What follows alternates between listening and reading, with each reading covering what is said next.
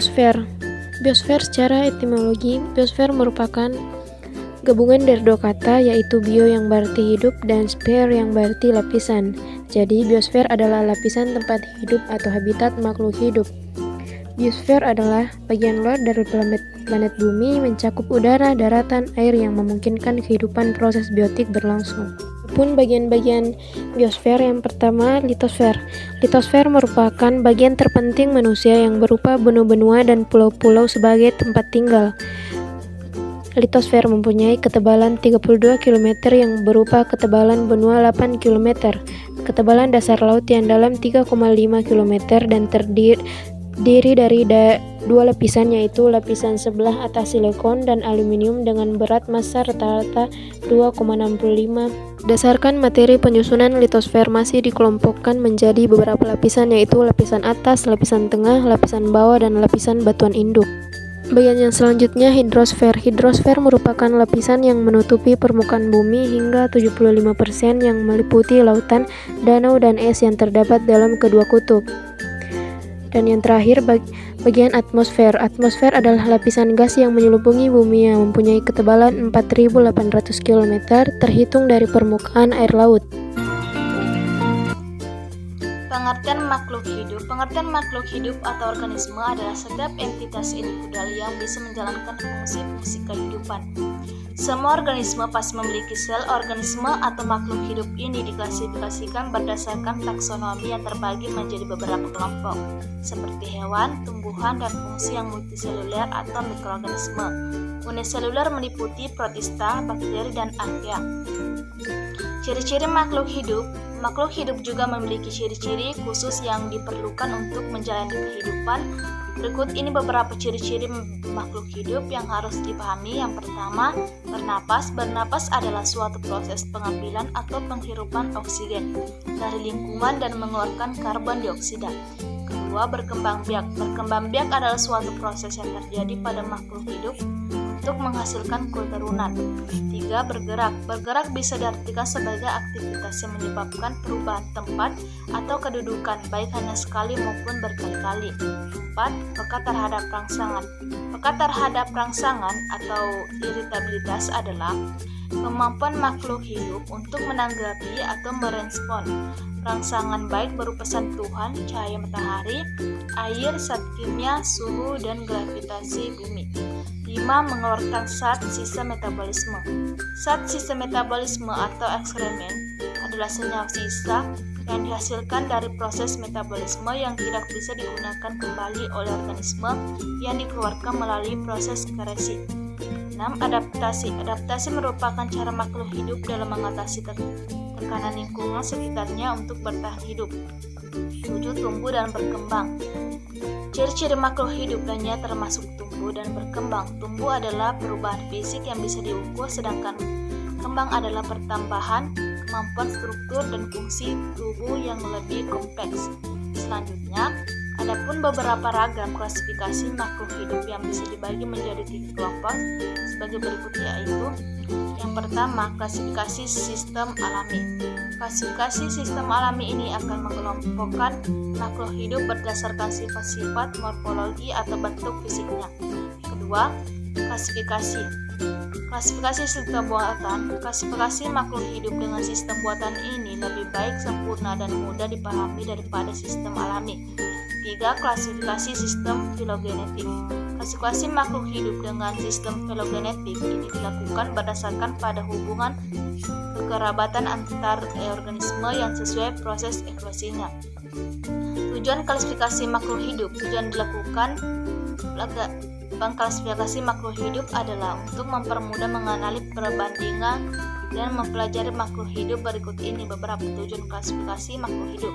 Yang pertama, mempermudah proses mempelajari makhluk hidup. Klasifikasi makhluk hidup berdasarkan persamaan dan perbedaan ciri-cirinya bisa membantu mempelajari proses mempelajari makhluk hidup. Kedua, membantu mengenali perbedaan setiap makhluk hidup. Klasifikasi makhluk hidup juga bisa membantu Anda membedakan satu jenis makhluk hidup dengan jenis lainnya. 3. Memahami. 5. memahami hubungan kekerabatan antar makhluk hidup. Klasifikasi makhluk hidup juga bertujuan membantu Anda memahami hubungan kekerabatan antar makhluk hidup. 4. Memberi nama. Tujuan klasifikasi makhluk hidup yang terakhir adalah untuk memberi nama pada makhluk hidup yang belum ada namanya.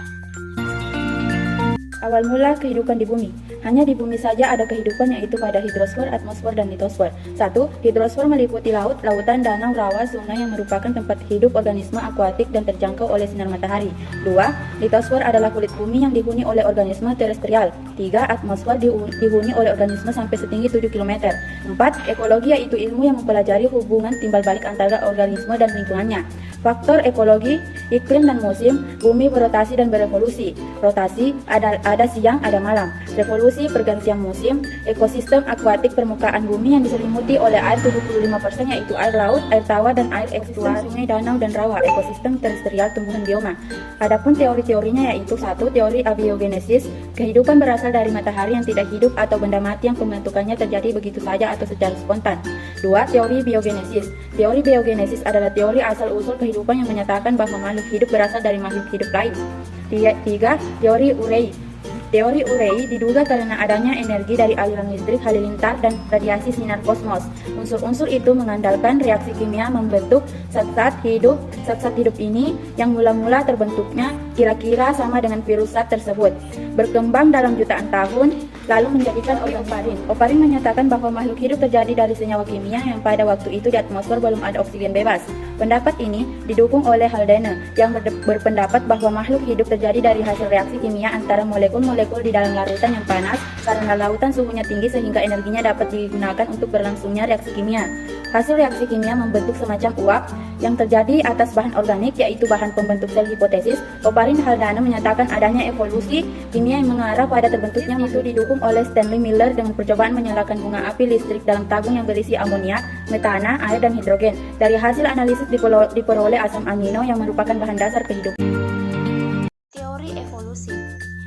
Lanjut saja pengertian teori evolusi. Evolusi merupakan perubahan struktur tubuh makhluk hidup yang berlangsung secara perlahan-lahan dan dalam waktu yang sangat lama. Evolusi berasal dari bahasa Latin yakni evolvo yang artinya membentang. Evolusi sebagai perubahan berangsur dan perlahan terbagi menjadi beberapa macam, yaitu yang pertama evolusi kosmik, merupakan perubahan yang terjadi-menerus terjadi dalam raya. Yang kedua evolusi organik, perubahan yang terjadi pada makhluk hidup atau komponen biotik dari generasi ke generasi baik morfologi maupun fisiologis. Yang ketiga, evolusi geologis, dikenal sebagai perubahan-perubahan yang terjadi pada permukaan bumi karena tidak dari waktu ke waktu terjadi pelapukan. Yang keempat, evolusi biologi, perubahan berangsur yang terjadi pada makhluk hidup di bumi sesuai dengan perubahan zaman. Yang kelima, evolusi anorganik, planet, bintang, topografi dunia, susunan kimia dari bumi, elemen kimia, dan partikel atom dapat berubah secara bertahap yang dikenal sebagai evolusi anorganik. Selanjutnya, prinsip evolusi. Evolusi didorong oleh dua mekanisme utama yaitu seleksi alam dan hanyutan genetik. Seleksi alam merupakan sebuah proses yang menyebabkan sifat terwaris yang berguna untuk keberlangsungan hidup dan reproduksi organisme menjadi lebih umum dalam suatu populasi dan sebaliknya. Sifat yang merugikan menjadi lebih berkurang. Selanjutnya ada 5 prinsip evolusi yaitu yang pertama spesies baru bukan merupakan bentuk dari yang sempurna yang langsung hidup, tetapi berasal dari bentuk sederhana yang belum terspesialisasi. Kedua, evolusi tidak selalu dari yang sederhana ke kompleks, ternyata banyak contoh. Evolusi regresif, yaitu dari bentuk kompleks menuju bentuk sederhana. Tiga, pada suatu saat evolusi terjadi lebih cepat dari yang lainnya. Bentuk-bentuk baru muncul dan bentuk lama punah. Empat, laju kecepatan evolusi tidak berlangsung sama pada tiap-tiap organisme yang berbeda. 5. Laju kecepatan evolusi tidak berlangsung sama pada tiap-tiap organisme yang berbeda. 6. Evolusi terjadi dalam populasi bukan dalam individu oleh proses mutasi, reproduksi, diferensial, dan seleksi alam. Teori evolusi manusia purba. Teori evolusi manusia purba, seperti yang dibahas sebelumnya, Anaximander, seorang filsuf pra-Sokrates atas yang hidup sekitar tahun 610 sampai 546 SM sudah membahas mengenai kemungkinan bagaimana manusia telah evolusi dari ikan. Namun, belum ada bukti ilmiah yang bisa membuktikan pendapat tersebutnya. Pahami Frank. Teori evolusi Darwin. Teori evolusi Charles Darwin menyimpulkan semua makhluk hidup berasal dari nenek moyang yang sama dan berhubungan antara satu sama lainnya. Menurut Darwin, dalam buku tersebut, proses mutasi genetik dari nenek moyang yang sama mengakibatkan terjadinya proses evolusi dan munculnya berbagai spesies baru. Geografi kehidupan.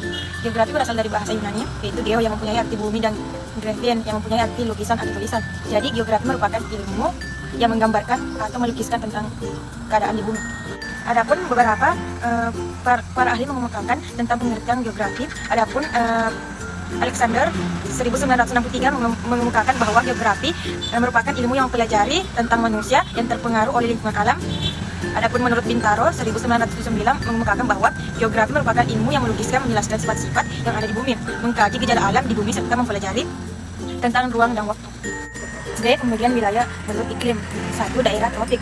Harmoni mengatakan bahwa daerah tropik ini terletak pada garis khatulistiwa sekitar 23/2 lintas utara dan 23/2 lintas selatan yang mempunyai iklim panas karena matahari terus bersinar sepanjang tahun. Lingkungan tropik kondisinya jauh lebih berbeda dengan di daerah pedalaman tropik yang terdapat beberapa gurun pasir. Udara di siang hari sangat tinggi mencapai 50 Celcius. Berbeda dengan suhu di malam hari mencapai 10 derajat Celcius. Curah hujan yang sangat rendah itu mencapai kurang lebih 5 cm per tahun. 2. Daerah subtropik. Harmoni mengatakan bahwa daerah subtropik terletak di antara 23/2 Celcius sampai 66/2 Celcius lintas utara. Pembagian wilayah berdasarkan iklim. A. Daerah tropis memiliki ciri bersin panas, matahari bersinar sepanjang tahun. Ciri-cirinya sebagai berikut. 1. Pohon besar dan tinggi dapat mencapai 20-40 m. Yang kedua, cabang pohon panjang yang banyak. Yang ketiga, di dalam naungan pohon hidup tumbuhan yang menempel karena beradaptasi dengan lingkungan kering karena hidup dari air dan curah hujan. Yang keempat, tanah di bawah pohon naungan hampir tidak pernah mendapat sinar matahari. Yang kelima, di lapisan terbawah hidup lumut dan umpus sebagai makanan hewan terkecil. B. Daerah subtropis merupakan iklim sedang, terdapat 4 musim, yaitu musim panas, musim gugur, musim dingin, dan musim semi. Curah hujan sepanjang tahun sekitar 75-100 cm atau per tahun, karena curah hujan yang sedikit menyebabkan tumbuhan bermacam-macam rumput. Yang ke C, daerah kutub. Daerah ini pada musim panas matahari bersinar dari 20 jam sehari. Pada musim dingin matahari kurang dari 20 jam sehari. Bioma yang khas di daerah beriklim ini adalah hutan taingan yang pohonnya terdiri dari 1 spesies. Geografi kehidupan. Pembagian wilayah untuk penyebaran binatang. Menurut Alfred Russel Wallace, penyebaran hewan di bumi dapat dikelompokkan menjadi 6 daerah, yaitu yang pertama wilayah Etiopian. Wilayah Etiopian penyebarannya meliputi benua Afrika dari sebelah selatan Gurun Sahara, Madagaskar, dan selatan Saudi Arabia. Contohnya zebra, jerapah, gajah, dan gorila. Yang kedua wilayah Paleartik. Wilayah persebarannya meliputi hampir seluruh benua Eropa, Uni Soviet, daerah dekat Kutub Utara sampai pegunungan Himalaya, Kepulauan Inggris di Eropa Barat sampai Jepang, Selat Bering di pantai Pasifik, dan benua Afrika paling utara. Contohnya beruang Eropa, bison, dan rusa kutub. Yang ketiga wilayah Nearktik. Persebarannya meliputi wilayah Amerika Serikat, Amerika Utara dekat, Kutub Utara, dan Greenland. Contohnya hewan pengerat besar seperti berang-berang. Yang keempat yaitu wilayah neotropikal. Persebarannya meliputi Amerika Tengah, Amerika Selatan, dan sebagian besar Meksiko. Iklim di wilayah ini sebagian besar beriklim tropik dan bagian selatan beriklim sedang. Contohnya kera dan tapir. Yang kelima wilayah oriental. Wilayah penyebarannya meliputi daerah Asia, bagian selatan, pegunungan Himalaya, India, Sri Lanka, Semenanjung Melayu, Sumatera, Jawa, Kalimantan, Sulawesi, dan Filipina. Contohnya harimau, gajah, tapir, dan kerbau. Yang keenam wilayah Australia. Wilayah ini mencakup Australia, Selandia Baru, Irian, Maluku, pulau-pulau di sekitarnya, dan kepulauan di Samudra Pasifik.